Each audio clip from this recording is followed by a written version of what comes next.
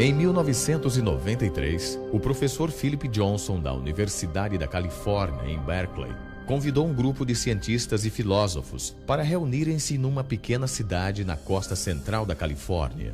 Eles vieram de grandes centros acadêmicos, inclusive Cambridge, Munique e a Universidade de Chicago, a fim de questionar uma ideia que tem dominado a ciência por 150 anos. A reunião em Pajaro Dunes representou um ponto decisivo para muitos de nós.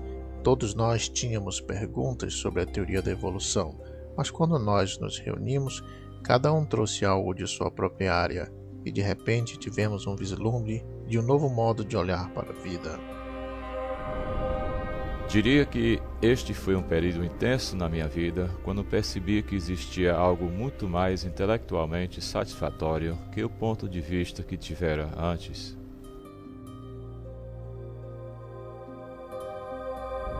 Recordando agora, acho que aquele encontro me deu a motivação para realmente examinar as evidências e ver para onde elas apontam. Percebi que este questionamento era maior que qualquer pessoa ou matéria de ensino. Era o início de uma comunidade de cientistas que estavam agora dispostos a enfrentar o mistério fundamental da origem da vida.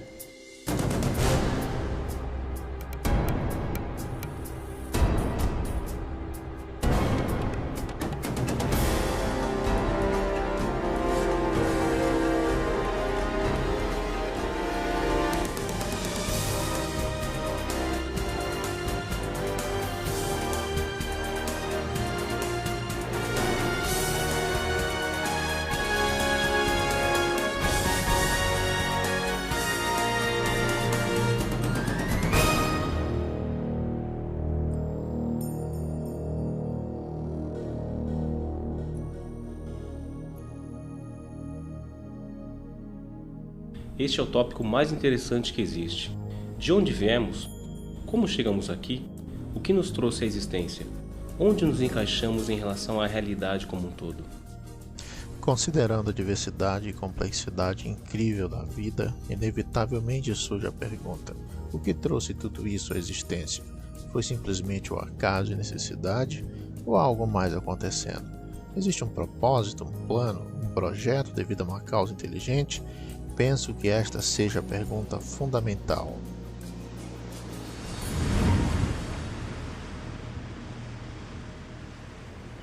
Os cientistas que vieram até Pajaro Dunes buscaram reexaminar o mistério da origem de vida, porque cada um tinha dúvidas significativas sobre ideias evolucionistas amplamente defendidas. Entre eles, o bioquímico Michael Behe questionava como os processos naturais podiam ter reunido as estruturas complexas encontradas nas células vivas.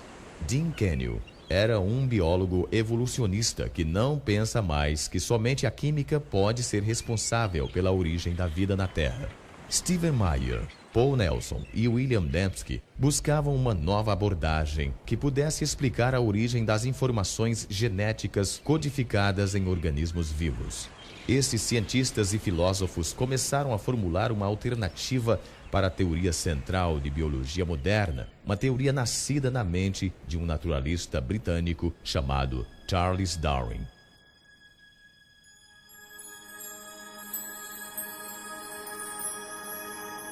Em 1831, Darwin, com 22 anos de idade, embarcou expedição de pesquisa de 5 anos ao redor do mundo.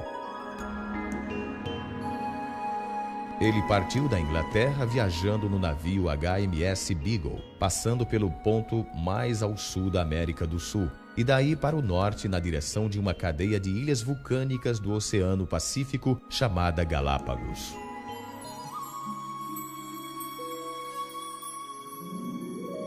Neste arquipélago solitário, a uns 1000 quilômetros da costa ocidental do Equador, Charles Darwin encontrou uma variedade extraordinária de pássaros, répteis e mamíferos, os quais nunca tinha visto antes.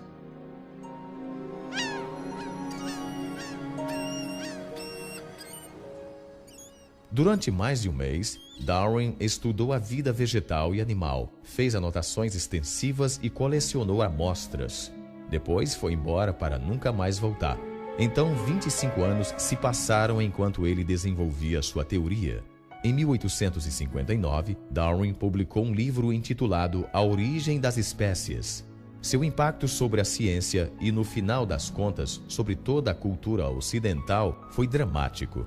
Darwin alegou que toda a vida era o produto de forças naturais puramente desgovernadas. O tempo, o acaso e um processo que ele chamou de seleção natural. Antes de Darwin, a maioria dos cientistas e filósofos, tais como Platão, Newton e Kepler, consideravam o mundo como o produto de algum projeto ou plano. Mas uma mudança fundamental ocorreu com a ideia de Darwin sobre a seleção natural, a qual desencadeou uma profunda mudança na filosofia científica.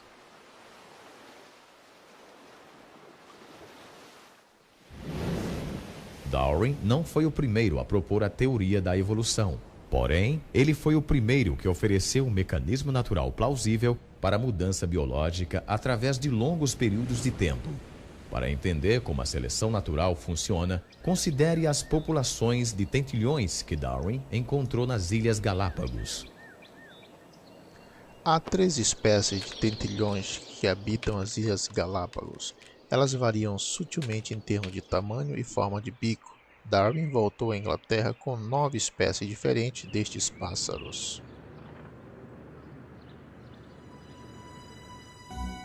Conforme a teoria contemporânea do darwinismo, as diferenças no tamanho e na forma do bico dos pássaros são os resultados diretos da seleção natural. Um exemplo frequentemente citado tem a ver com as espécies de tentilhões que comem sementes.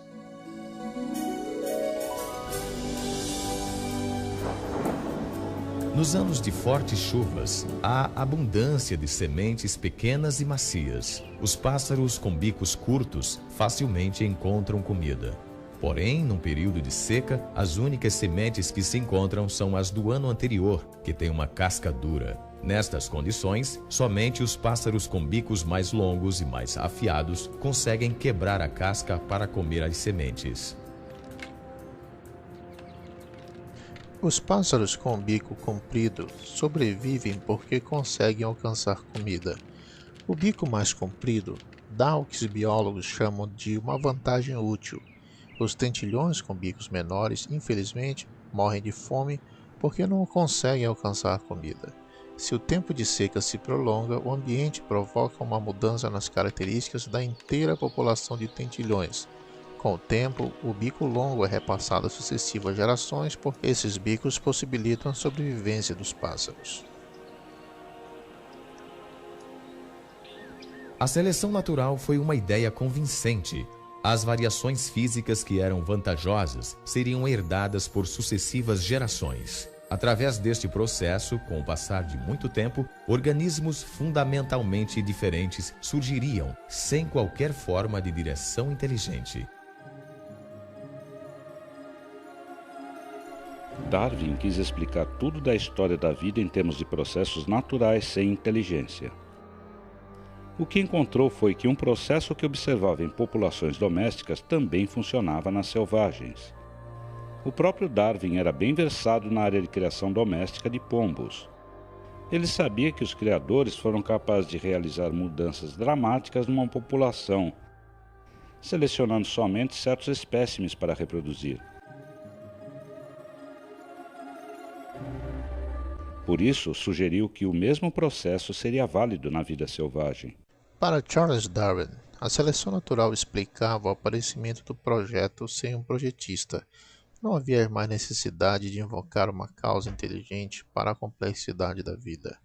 A seleção natural tornou-se um tipo de substituto para o projetista. Hoje, o darwinismo é geralmente aceito por todo o mundo científico e acadêmico. Apesar desta aceitação quase universal, um número crescente de cientistas e professores agora questiona vários aspectos principais da teoria de Darwin. Com certeza não concordamos em tudo, mas tínhamos a mesma insatisfação com o mecanismo da seleção natural. A seleção natural é um processo real e explica bem certos tipos limitados de variações, mudanças em pequena escala. De fato, temos inúmeros exemplos para isto. Ela só não se encaixa bem ao tentar explicar o que Darwin achava que poderia, a complexidade real da vida. Tem-se o bico do tentilhão e tem-se o próprio tentilhão. Uma mudança pequenina na forma do bico versus a origem do próprio organismo. O problema principal para a biologia é entender exatamente onde a seleção natural funciona e onde não funciona, e por que existe tal diferença. A evidência é contundente e todos nós concordamos que se deixarmos que a evidência fale por si mesma, ela nos levará numa direção bem diferente, cada vez mais longe da seleção natural e indo em direção de uma conclusão diferente sobre a origem e natureza da vida na Terra.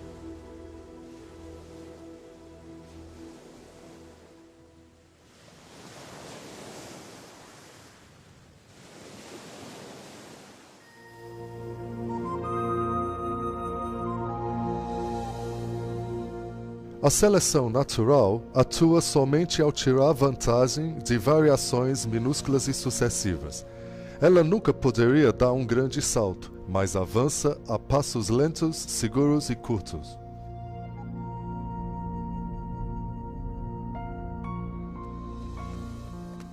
É realmente interessante notar que quanto mais sabemos sobre a vida e quanto mais sabemos sobre biologia, mais problemas surgem com o darwinismo e o projeto inteligente se torna mais aparente.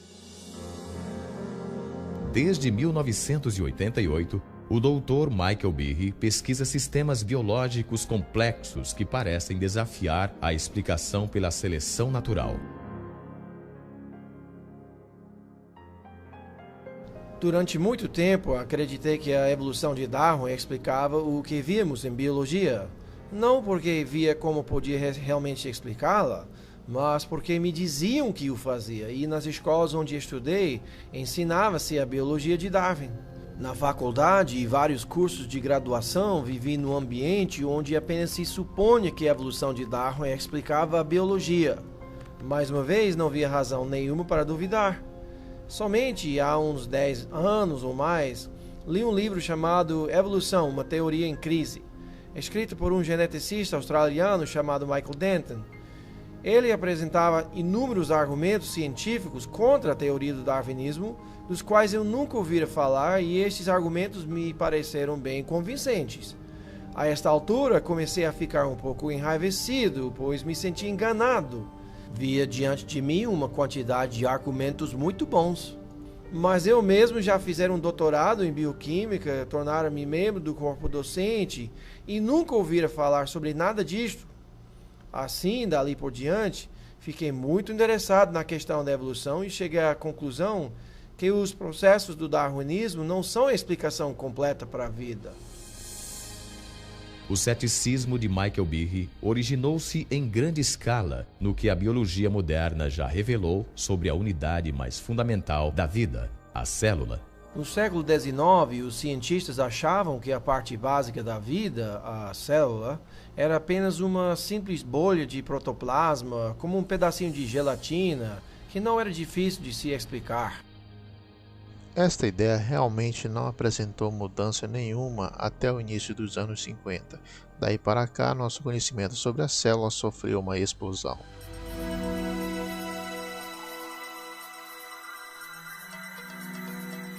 Hoje em dia, tecnologias extraordinárias revelam inúmeros mundos microscópicos. Mundos tão pequeninos que um dedal cheio de uma cultura de bactérias contém mais de 4 bilhões delas. Todas abarrotadas de circuitos, instruções e máquinas em miniatura de complexidade tal que Charles Darwin jamais poderia ter imaginado. Na própria base da vida, onde as moléculas e células fazem um espetáculo, descobrimos máquinas, literalmente máquinas moleculares.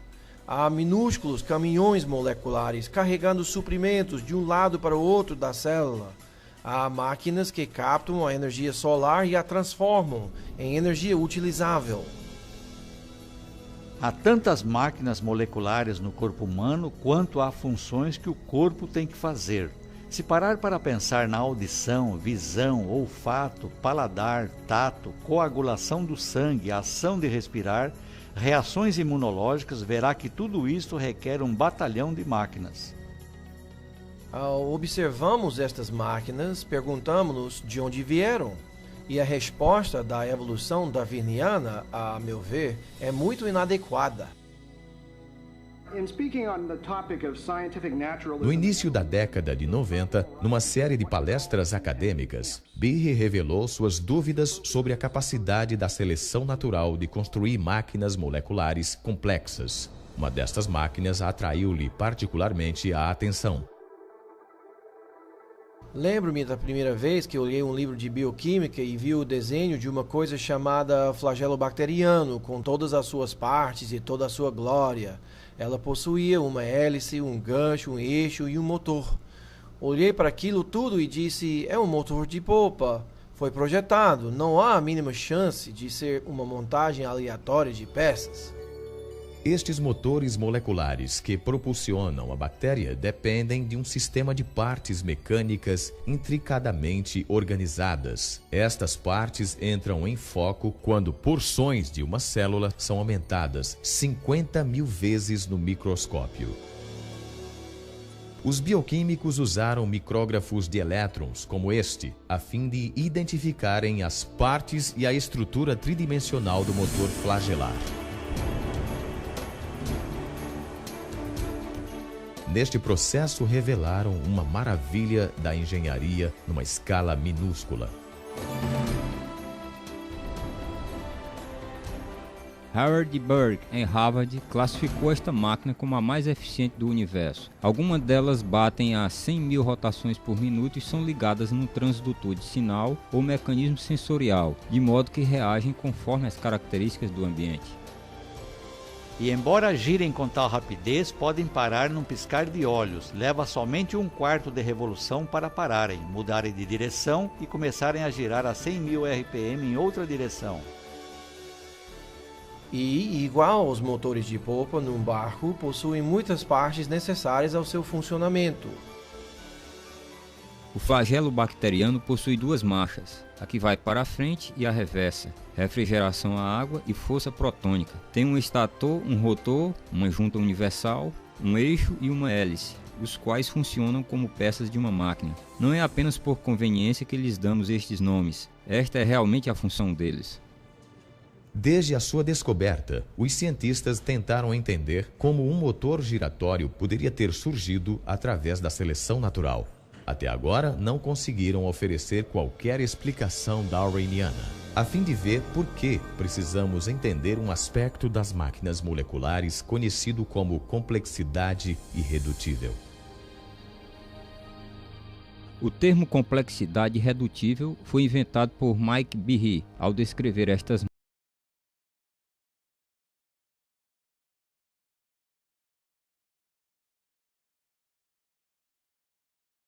máquinas moleculares. O que se diz basicamente é que se tem muitos componentes numa organela ou sistema celular, sendo todos eles necessários ao seu funcionamento. Isto é, se você remove uma peça, então perde a funcionalidade desse sistema. A ideia da complexidade irredutível pode ser ilustrada por uma máquina não biológica conhecida, uma ratoeira. A ratoeira é composta de 5 partes básicas: um gancho para segurar a isca, uma mola forte, um arame fino e arqueado chamado martelo, outro gancho que prende o martelo no lugar e um suporte sobre o qual o sistema completo é montado. Se uma destas partes estiver faltando ou for defeituosa, o mecanismo não vai funcionar. Todos os componentes deste sistema irredutível complexo devem estar presentes de modo simultâneo para que a máquina possa desempenhar sua função: pegar o rato. A complexidade irredutível também pode ser aplicada a máquinas biológicas, inclusive ao motor flagelar. No final das contas, há cerca de 40 partes diferentes de proteínas que são necessárias ao funcionamento desta máquina, e se uma delas estiver faltando, então você tem um flagelo que não funciona porque o gancho está faltando, ou o eixo, ou seja o que for, ou nem mesmo se liga à célula. Em termos evolucionários, é preciso ser capaz de explicar como se pode montar este sistema gradualmente, quando não há função, até que se tenha todas as partes no lugar.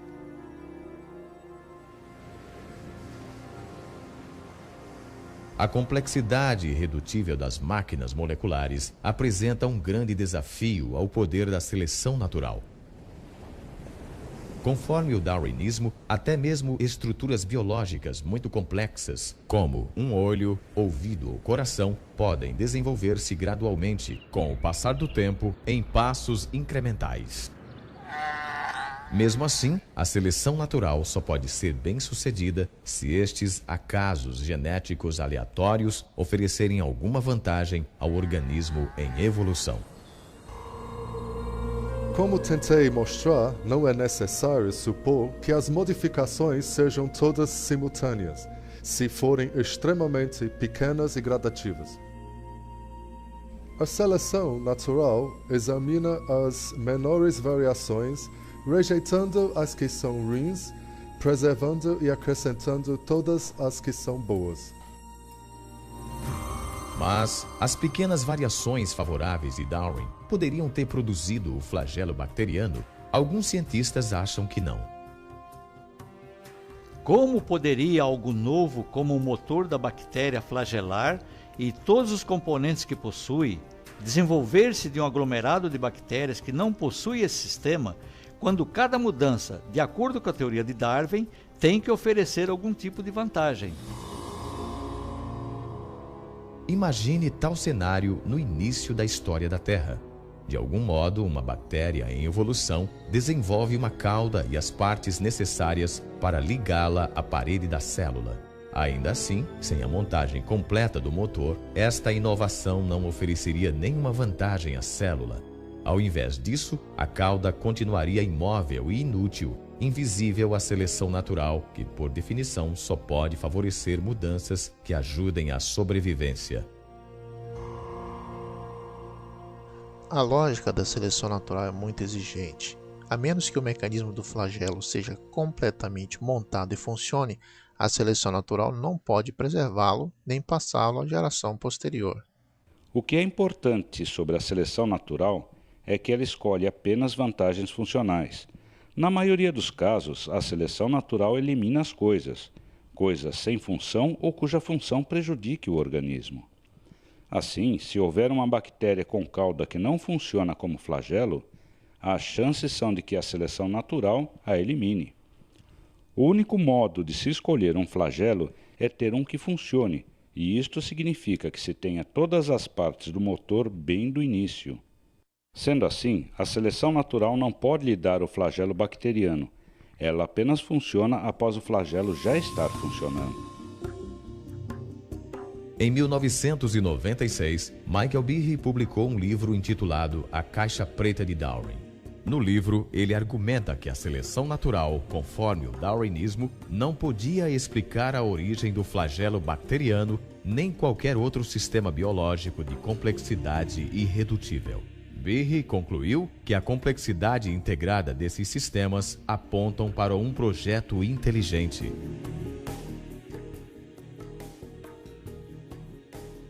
A Caixa Preta de Darwin criou uma controvérsia imediata.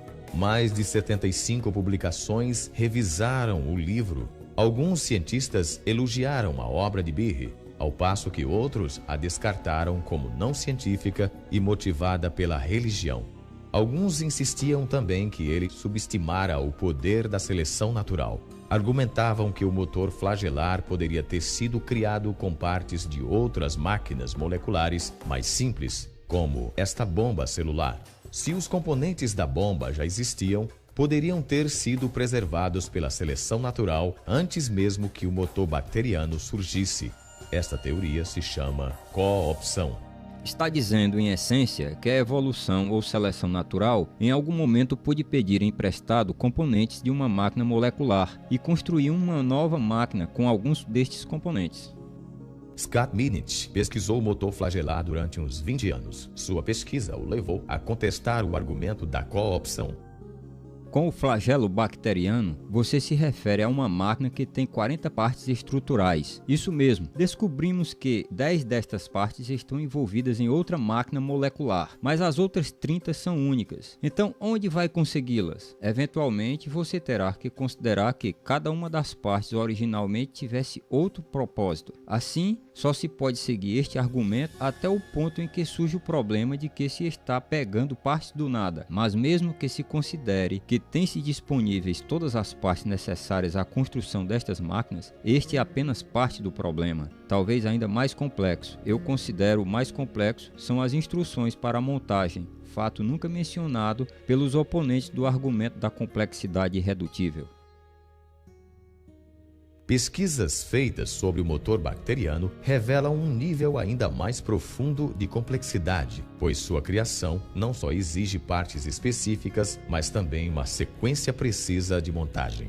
É preciso fazer as coisas na hora certa, é preciso ter o número certo de componentes, é preciso fazer a montagem em uma certa sequência, é preciso poder dizer que os montou adequadamente, de modo a não desperdiçar energia, criando uma estrutura que não vai ser funcional. Construir uma máquina molecular se compara à construção de uma casa, seguindo uma planta detalhada e uma ordem de construção. O alicerce de uma casa é feito antes de construir as paredes. O encanamento e as instalações elétricas são instalados antes de rebocar as paredes. As janelas precisam estar no lugar antes que se coloque a pedra do parapeito, e as telhas só podem ser colocadas depois da estrutura para o telhado. A mesma coisa acontece na criação de um motor flagelar. Esta estrutura é feita de dentro para fora. Conta-se o número de componentes na construção de um anel, da parte fixa do motor, e depois de montado algo diz: tudo bem, não se precisa mais desse componente. Acrescentamos então um eixo, um anel, outro eixo e um cotovelo. Quando o cotovelo chega a certo tamanho e certo grau de curvatura, mais ou menos 90 graus, termina aquele processo e então se começa a acrescentar os componentes para a hélice. Tudo isso é feito numa sequência precisa, exatamente como se constrói uma casa.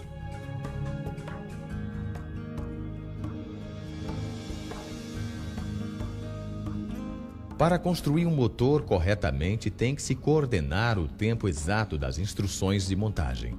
Mas como a seleção natural podia fazer isso?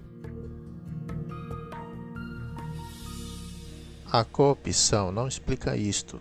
Para construir esse mecanismo flagelar, ou milhares de outros mecanismos na célula, exige-se que outras máquinas regulem a montagem destas estruturas e que estas máquinas, por sua vez, exijam outras máquinas para a sua montagem. Se uma destas partes estiver faltando ou for colocada no lugar errado, seu motor não vai funcionar. Assim, o aparelho para a montagem do motor flagelar é, em si mesmo, um complexo irredutível. De fato, o que temos aqui é uma complexidade irredutível do começo ao fim.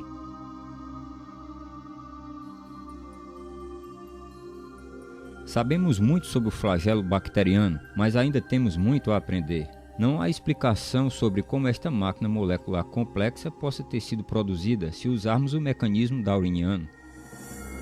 Há 150 anos, os cientistas não sabiam nada sobre máquinas moleculares de complexidade irredutível. Mesmo assim, Charles Darwin antecipou a dificuldade de que sistemas assim poderiam apresentar a sua teoria.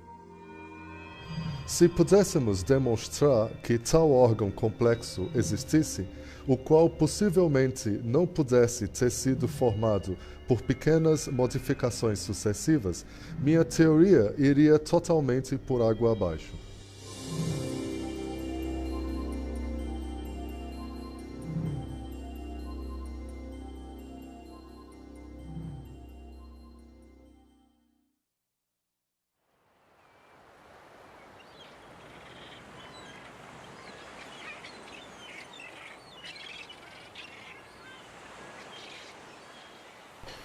Existem realmente duas grandes perguntas na biologia. Como se conseguem formas vivas novas, com estruturas novas como asas e olhos da vida já existente? Em segundo lugar, como a vida se originou na Terra?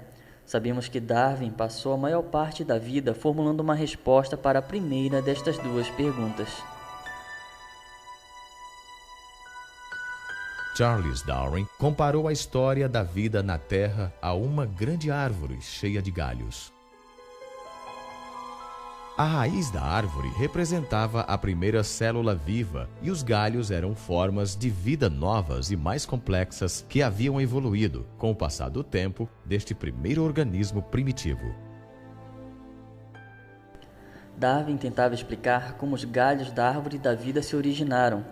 Tentava mostrar como a seleção natural podia ter modificado organismos existentes a fim de produzir a grande diversidade de vida animal e vegetal. Mas quando se chega à raiz da árvore, que representa a origem da primeira vida, a primeira célula viva, Darwin teve muito pouco a dizer. De fato, na origem das espécies, ele nem mesmo se refere à questão de como a vida podia se originar da matéria sem vida. Os únicos vislumbres que temos das opiniões de Darwin sobre o assunto aparecem numa carta que ele escreveu a um colega chamado Joseph Hooker.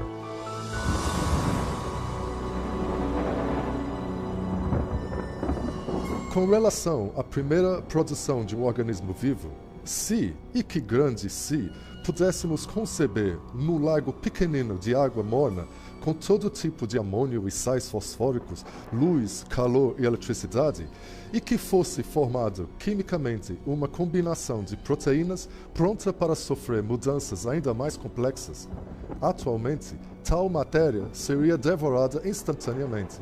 Mas, talvez, este não tenha sido o caso antes que os seres vivos fossem formados. Nos últimos anos da vida, Darwin fez muito pouco para desenvolver sua ideia da origem da primeira célula primitiva. Mas, nas décadas de 1920 e 1930, um cientista russo chamado Alexander Oparin formulou uma teoria detalhada sobre como isto poderia ter acontecido, chamada a evolução química. Oparin achava que poderia explicar a origem da primeira vida usando princípios do darwinismo. Ele imaginou elementos químicos simples se combinando e recombinando a fim de formar moléculas maiores. Depois, estas moléculas maiores se organizariam com a ajuda das variações do acaso e da seleção natural, formando a primeira célula viva primitiva. Nas 3 décadas seguintes, muitos cientistas tentaram desenvolver estas ideias, lutando com as questões levantadas por Oparin. Como a vida podia ter surgido de simples substâncias químicas? Um homem achou que sabia a resposta. O problema das origens biológicas tem sido há muito tempo, a meu ver, de um interesse real e profundo para mim, só por causa da extensão do problema e de sua importância. De onde viemos? Por que estamos aqui? Todos esses tipos de perguntas são dados do ponto de vista da ciência natural. Na década de 70, Jim Kenyon foi um dos principais teóricos no mundo sobre a evolução química. Ele tentava explicar como a vida na Terra começara simplesmente através de um processo natural. Em 1969, Kenyon foi o coautor de um livro importante sobre a origem da vida. Eu e Gert Steinman achávamos que se podíamos reunir todos os fatos da evidência empírica que havíamos acumulado desde meados até o final dos anos 60 em um argumento contínuo, ficamos muito entusiasmados com a possibilidade de explicar a origem dos elementos principais formadores da vida. Apesar do otimismo, Kenyon tinha diante de si um problema significativo. Para explicar o início da vida, ele teria, primeiramente, que explicar a origem dos elementos essenciais básicos para a construção de uma célula, as moléculas complexas chamadas proteínas. As proteínas possuem um amplo espectro de função na célula, tudo a partir das exigências estruturais em termos de armação da célula, ao citoesqueleto até as enzimas, onde realmente processam as moléculas a fim de colherem energia ou construir elementos da célula. As proteínas fazem quase tudo na célula, menos armazenar informação genética, feita por conta do DNA e RNA. Porém, as tarefas diárias, como purificar a célula, criar energia, etc., são todas por conta das proteínas. Kenyon sabia que as proteínas foram tão importantes para as primeiras células vivas quanto são para elas hoje. Reconhecia também a complexidade de sua construção. Até a década de 60, os cientistas determinaram que as células são feitas de milhares de tipos de proteínas, e a função destas moléculas se deriva da sua altamente complexa forma tridimensional. As formas de algumas proteínas permitem que elas catalisem ou disparem reações químicas, por causa do encaixe perfeito que tem com outras moléculas na célula. Ao passo que outras moléculas de proteína formam componentes estruturais que se conectam uns aos outros. As partes individuais de um motor bacteriano, como esta estrutura tipo anel, ou são feitas de uma única molécula proteica ou um aglomerado delas encaixadas de uma forma específica. Estas proteínas são feitas de unidades químicas menores chamadas aminoácidos, as quais são unidas formando longas correntes. Há um grau enorme de complexidade de arquitetura nas unidades celulares, justamente nesses aminoácidos que formam as proteínas. Na natureza, usam-se 20 tipos diferentes de aminoácidos a fim de se construir correntes proteicas. Os biólogos as comparam às 26 letras do alfabeto. As letras podem ser organizadas num número enorme de combinações possíveis. Se as letras forem organizadas corretamente, o resultado será um texto com sentido. Porém, se não forem, o resultado será apenas uma série incoerente de letras. O mesmo princípio se aplica aos aminoácidos e proteínas. Há 30.000 tipos distintos de proteínas, cada um formado com uma combinação diferente dos mesmos 20 aminoácidos. Eles se formam em correntes, geralmente com centenas de unidades de comprimento. Se os aminoácidos estiverem na sequência correta, então a corrente se dobra numa proteína que funciona. As proteínas se combinam com seus aminoácidos de tal forma que os aminoácidos se fecham uns sobre os outros numa arquitetura pré-programada pela ordem dos aminoácidos. Eles se dobram numa certa estrutura e essa estrutura é capaz de realizar certa função. Assim, todas as proteínas na célula têm um certo padrão tridimensional, baseado na organização dos aminoácidos na corrente. Esta organização é crítica. Se a sequência dos aminoácidos for incorreta, forma-se uma corrente inútil, a qual, ao invés de se dobrar numa proteína, será destruída na célula. As proteínas, como o código do computador, têm que ser exatas. A função do todo depende da organização exata de cada parte. Mas o que produz a sequência exata dos aminoácidos, que faz surgir formas e funções específicas das proteínas?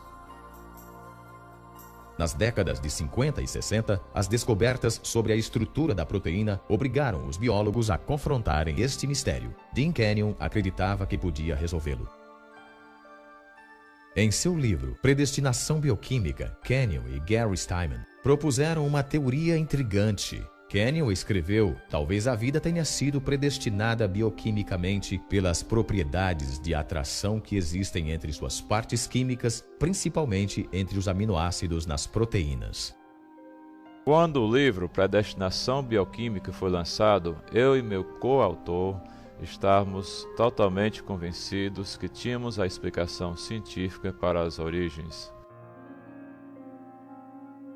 Kenyon propôs que as propriedades químicas dos aminoácidos faziam com que eles fossem atraídos uns aos outros, formando as longas correntes que se tornaram as primeiras proteínas. Isto significava que a vida foi efetivamente predestinada por nada mais do que a química. Muitos cientistas acataram as ideias de Kenyon, e durante mais de 20 anos, o livro Predestinação Bioquímica tornou-se um texto best-seller na teoria da evolução química. Mesmo assim, 5 anos após a publicação do livro, Kenyon quietamente começou a duvidar da plausibilidade de sua própria teoria. Foi durante todo esse período de tempo que minhas dúvidas sobre certos aspectos do registro evolucionário se tornaram aparentes. Ao entrar em contato com o contra-argumento poderoso dado a mim por um de meus alunos, não pude refutá-lo.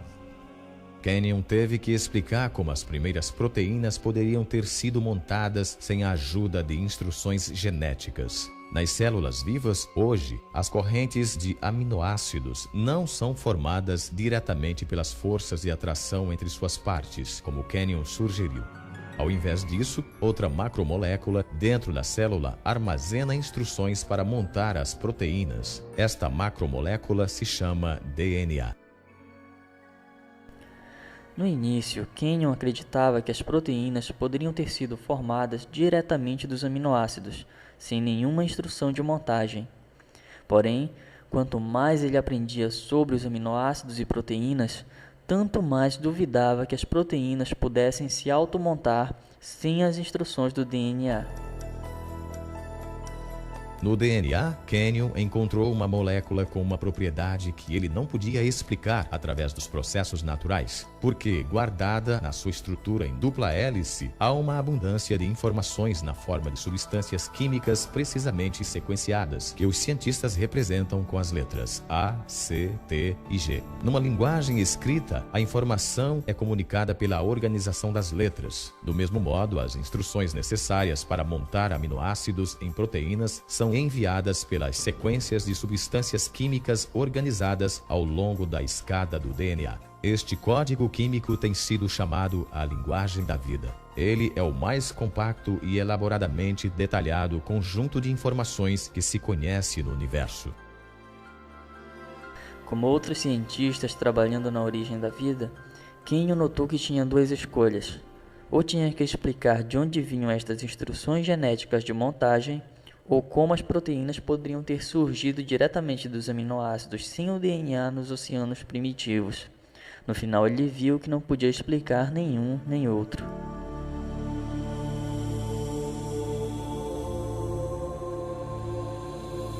É um problema enorme. Como se pode reunir em um volume submicroscópico diminuto do oceano primitivo toda a centena de componentes moleculares diferentes de que se vai precisar, a fim de que um ciclo de autoduplicação se estabeleça? Assim, minhas dúvidas sobre os aminoácidos se organizando sozinhos numa sequência biológica significativa, sem a presença do material genético pré-existente, acabou atingindo, pelo menos para mim, o limite, já no fim da década de 70. Enquanto Kenyon reavaliava sua teoria, novas descobertas bioquímicas confirmaram a impossibilidade da autoformação de proteínas. Quanto mais pesquisava, incluindo até um período no centro de pesquisa da NASA Ames, mais se tornou aparente que havia dificuldades múltiplas com a ideia da evolução química. Experiências posteriores mostraram que os aminoácidos não têm capacidade de se organizar sozinhos em qualquer sequência biologicamente significativa. Diante de dificuldades crescentes em sua própria teoria e uma quantidade cada vez maior de dados sobre a importância do DNA, Kenyon foi forçado a enfrentar a importância da informação genética. Quanto mais pensava na alternativa apresentada na crítica e no problema enorme que todos nós que trabalhávamos nesse campo havíamos deixado de tratar, o problema da origem da informação genética em si, então tive que realmente reavaliar completamente minha posição em relação às origens. Para Dean Kenyon, uma nova pergunta tornou-se o foco de sua busca pela origem da vida. Qual era a fonte de informação biológica no DNA? Se pudesse chegar à origem das mensagens codificadas no mecanismo da vida, então poderia realmente chegar a algo muito mais satisfatório intelectualmente do que a teoria da evolução química. Ainda assim, Kenyon via que tinha diante de si um número limitado de opções. Já nos anos 70, muitos pesquisadores haviam rejeitado a ideia de que a informação necessária para a origem da primeira célula fora apenas o acaso. A fim de entender por quê, considere a dificuldade de se gerar apenas 2 linhas da peça de Shakespeare, Hamlet, jogando-se as letras do alfabeto em cima de uma mesa. Depois considere as instruções genéticas específicas requeridas para a construção das proteínas simples. Isto encheria centenas de páginas de texto impresso. Logicamente, um biólogo sério não ia acreditar que a vida surgira apenas por acaso. Ao invés disso, pensava-se na seleção natural agindo nas próprias substâncias químicas a fim de produzir a primeira vida. Porém, há um problema com esta proposta. Por definição, a seleção natural não poderia ter funcionado antes da existência da primeira célula viva. Ela só pode agir sobre organismos capazes de se reproduzir, células equipadas com DNA, as quais passam as mudanças genéticas às futuras gerações. Sem o DNA não existe autoduplicação, mas sem a autoduplicação não existe a seleção natural. Assim, não se pode usar a seleção natural para explicar a origem do DNA sem supor a existência da própria coisa que se tenta explicar. O acaso, a seleção natural e a própria teoria de Kenyon sobre a auto-organização, tudo ficou sem explicar a origem da informação genética. Kenyon agora via apenas uma única alternativa. Não existe a menor chance de uma origem através da evolução química, para até mesmo a mais simples das células. Assim, o conceito da vida, sendo resultado de um projeto inteligente, tornou-se imensamente atrativo para mim e fazia muito sentido, pois combinava intimamente com as descobertas múltiplas da biologia molecular. Nos anos desde que Kenyon rejeitou a evolução química, a ciência revelou detalhes de um sistema completo de processamento de informação que leva o carimbo oficial de um projeto inteligente. Com a animação computadorizada, podemos entrar numa célula a fim de ver este sistema extraordinário em ação.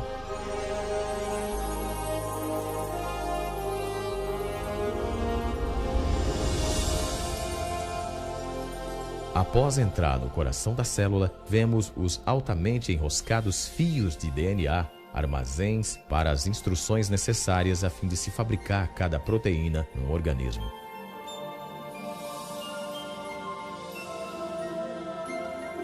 Num processo conhecido como transcrição, uma máquina molecular primeiramente desenrola uma parte da hélice do DNA a fim de expor as instruções genéticas necessárias à formação de uma molécula específica de proteína.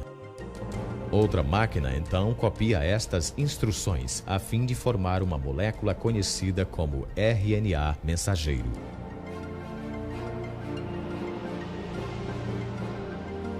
Quando a transcrição se completa, o fio finíssimo de RNA carrega a informação genética através do complexo nuclear de poros, o porteiro para o tráfego dentro e fora do núcleo da célula.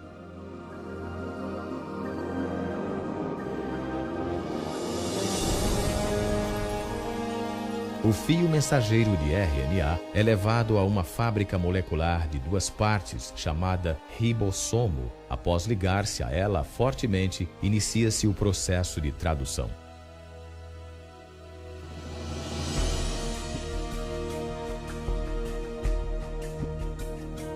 Dentro do ribossomo, uma linha de montagem molecular constrói uma cadeia de aminoácidos especificamente sequenciada. Estes aminoácidos são transportados de outras partes da célula e então ligados em cadeias de centenas de unidades de comprimento. Esta organização sequenciada determina o tipo de proteína fabricada.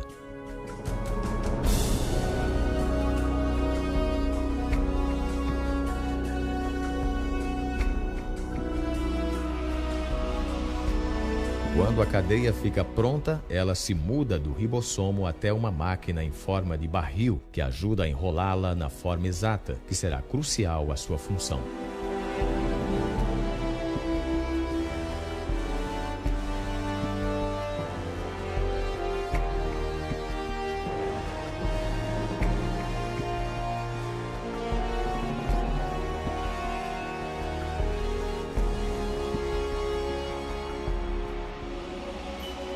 Após a cadeia ser enrolada numa proteína, é então liberada e levada por outra máquina molecular até o lugar exato onde será usada.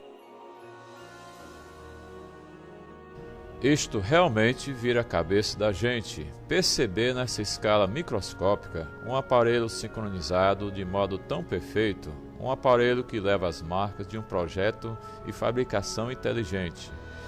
E temos os detalhes de um imensamente complexo domínio molecular de processamento de informação genética, e é exatamente nesse novo campo, conhecido como genético molecular, onde vemos a evidência mais convincente de projeto existente na Terra.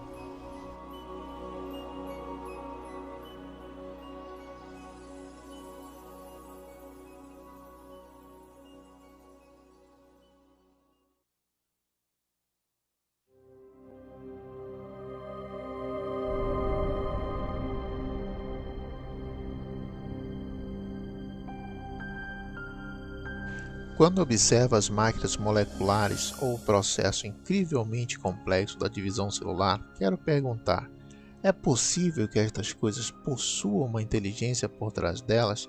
Será que houve um plano ou propósito para tal estrutura? A ciência deve pesquisar a verdade sobre o mundo. Nunca devemos dizer: não gosto dessa explicação, por isso vou ignorá-la. Disto, quando nos encontramos diante de um quebra-cabeça desta natureza, devemos examiná-lo à luz de cada causa possível que possa explicá-lo. Um dos problemas com a teoria da evolução é que ela anula certo tipo de causa, mesmo antes que a evidência tenha chance de falar. A causa anulada é o projeto inteligente. Desde o final do século XIX, os cientistas começaram a aceitar uma convenção, uma definição de ciência que excluía a possibilidade de um projeto inteligente como explicação científica. Essa convenção chama-se metodologia do naturalismo, o qual significa que, se quiser ser científico, você deve limitar-se a explicações baseadas somente nas causas naturais, eliminando a possibilidade do projeto inteligente. Mesmo assim, curiosamente, reconhecemos o projeto inteligente todo o tempo. É parte do nosso raciocínio comum reconhecer os efeitos de um projeto inteligente. Considere, por exemplo, estas mensagens hieroglíficas escritas nas ruínas de monumentos egípcios. Ninguém atribuiria as formas e organização destes símbolos a causas naturais, tais como tempestade de areia ou erosão. Pelo contrário, reconhecemos nelas a obra de escribas antigos, agentes humanos inteligentes.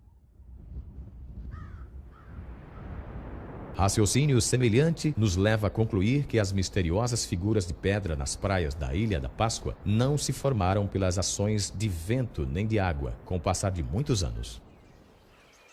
Nem presumimos que as plantas se desenvolvam nestas formas conhecidas sem ajuda. Naturalmente, fazemos estas inferências todo o tempo, e sabemos que são corretas. Mas baseados em quê? Como podemos reconhecer a inteligência? Num livro intitulado A Inferência de Projeto, o matemático William Dembski fez um progresso importante na compreensão do raciocínio sobre o projeto. Dembski identificou as características que nos fazem reconhecer a atividade de uma inteligência prévia. Quais são os passos lógicos pelos quais temos que passar a fim de chegar à conclusão de que algo é resultado de projeto? O que estou tentando fazer é estabelecer critérios confiáveis, empíricos e cientificamente rigorosos, a fim de decidir se algo foi, de fato, projetado. Estava observando essa lógica e descobri que o que se precisa é do conceito de improbabilidade e de especificação, quer dizer, padrões reconhecidos. De acordo com Dembski, detectamos corretamente a evidência da inteligência cada vez que observamos um objeto ou evento altamente improvável combinado com um padrão reconhecido. Observamos um exemplo disto nos Black Hills, em Dakota do Sul. Se você viajar pelo oeste dos Estados Unidos, verá inúmeras formas diferentes nos penhascos, a maioria sem significado nenhum. São apenas rochas formadas em vários padrões. Mas o que não se vê nas rochas são os rostos de Lincoln, Jefferson, Roosevelt e Washington. O único lugar em que se pode vê-los é em Dakota do Sul, e a razão para isto é porque um escultor excêntrico decidiu honrar estes presidentes, esculpindo o rosto de cada um deles na lateral desta montanha. O padrão é improvável, Sabemos, porém, que houve 4 senhores, os quais foram presidentes dos Estados Unidos, que tinham padrões específicos nos seus rostos, e estes padrões combinam perfeitamente com os padrões da lateral desta montanha em Dakota do Sul. Vendo aqueles rostos, reconheço imediatamente que combinam com os rostos de 4 presidentes conhecidos. Entendo então que no Monte Rushmore temos não apenas uma configuração de rocha altamente improvável, mas também algo que combina com um padrão independente, o qual certamente indica projeto inteligente. Então temos uma probabilidade diminuta junto com a especificação. É um projeto.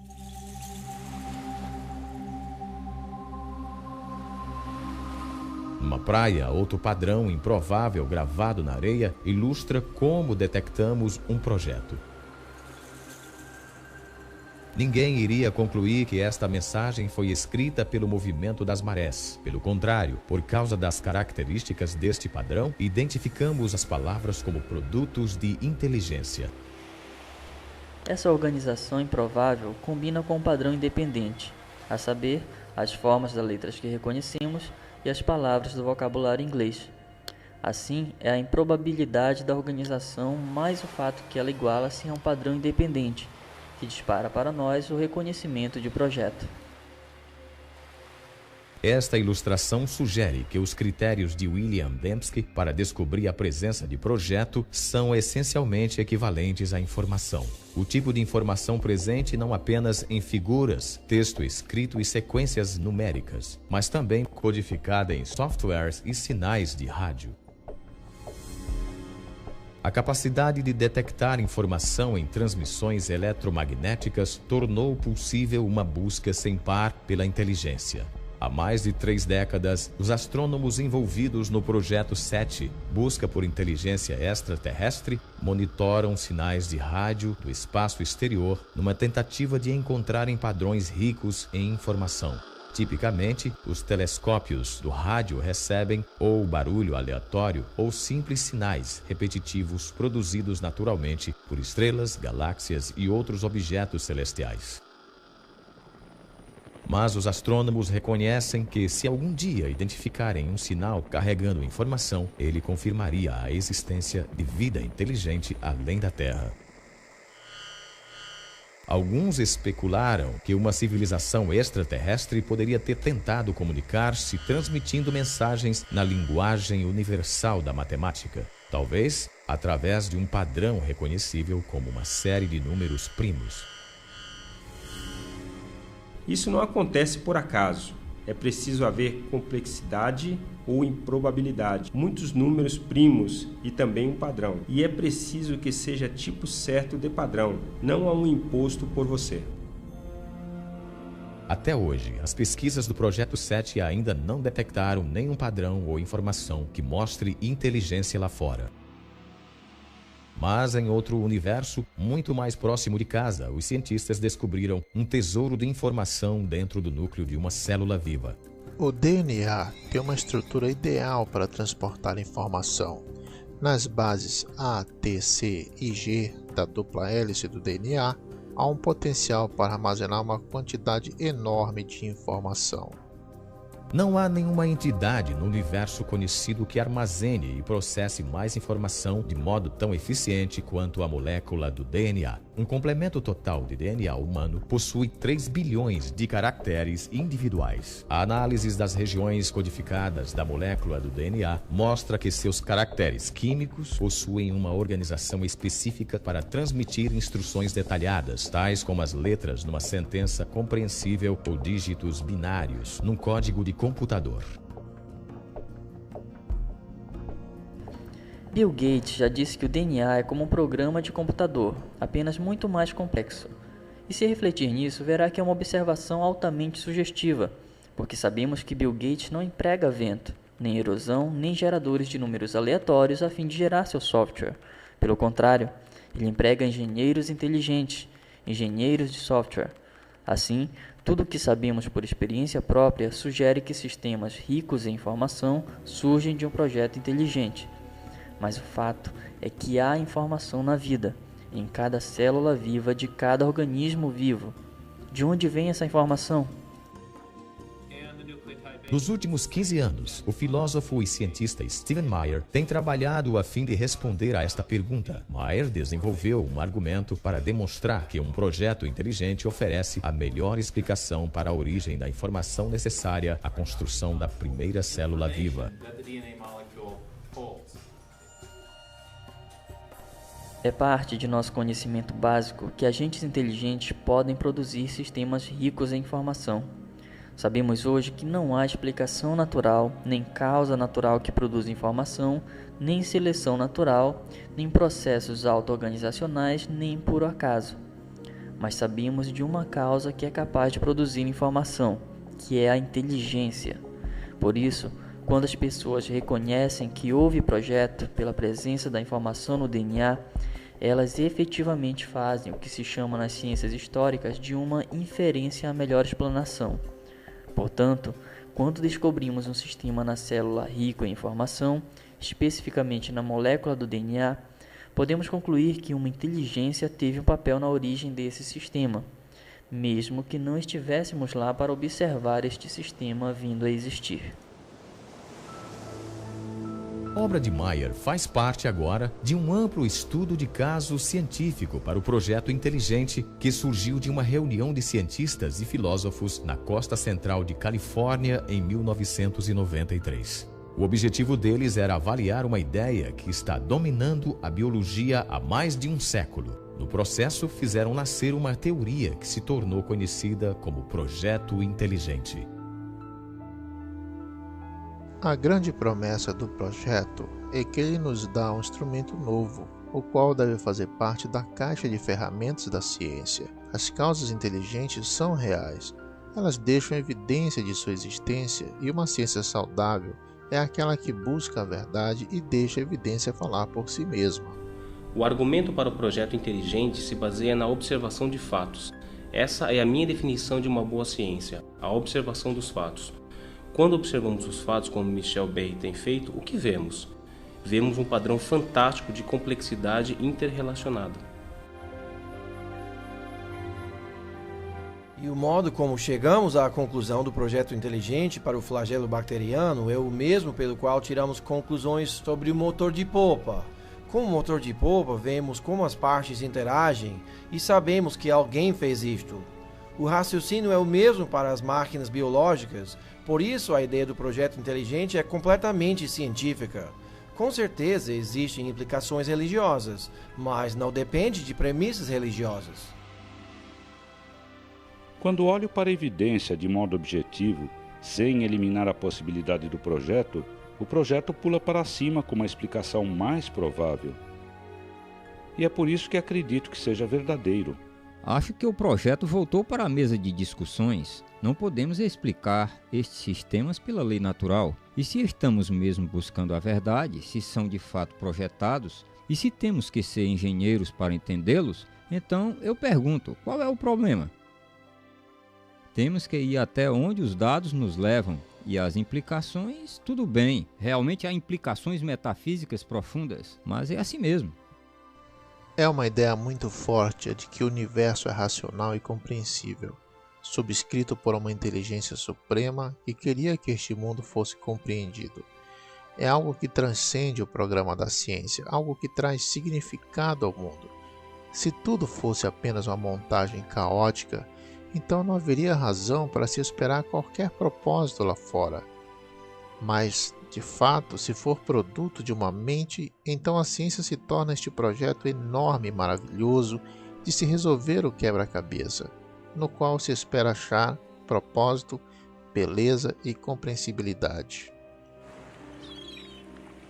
Há 150 anos, Charles Darwin transformou a ciência com a teoria da seleção natural. Hoje, esta teoria enfrenta um desafio incomparável.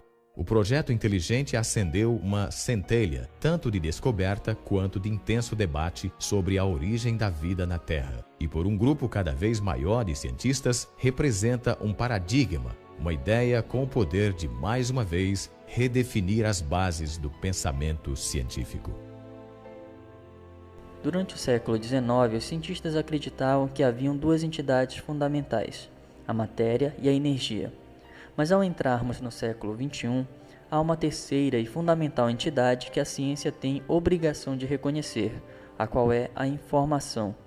Assim, ao encontrarmos a biologia da era da informação, cresce a suspeita que o que vimos na molécula do DNA é realmente obra de uma mente, obra de inteligência, algo que só pode ser explicado pelo projeto inteligente.